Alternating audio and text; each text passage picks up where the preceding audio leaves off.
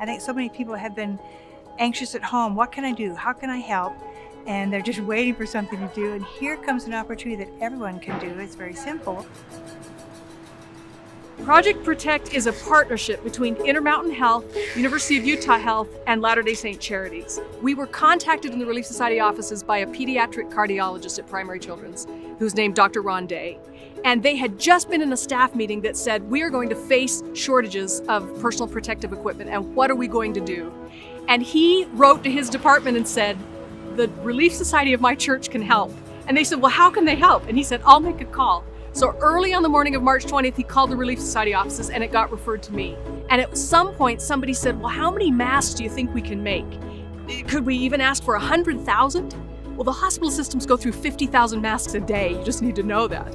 And there was silence on the phone when the Intermountain Healthcare vice president said, I think we should try for 5 million. And everyone just kind of thought, is that possible? And I didn't hesitate. I just said, absolutely we can do 5 million because I have confidence in the Relief Society. I'm amazed to see how people are willing to help. I remember the first week, I could tell that people were kind of nervous coming out of their home, probably for, the first time, just seeing in their faces also when they came to drop the masks off, the joy that they felt that they were able to help in this effort, which is, I think, is a wonderful thing that is happening, that people are just coming together to help our neighbor. When you think about the goal of making 5 million masks, that's incredible. And yet you can count on the expertise of those in the area who knew how to do it.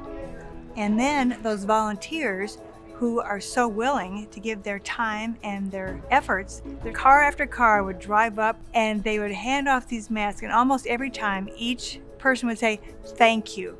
And we want to say, of course, thank you to them, but they were thanking us for the opportunity. That's been the great thing about being here today.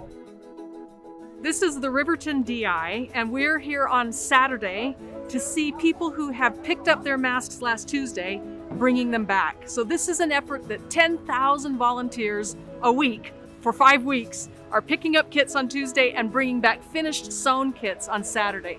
So with the help of the Relief Society, with the Quilters Guild, with different faiths in the community, this has been a multi-faith, multi-community effort.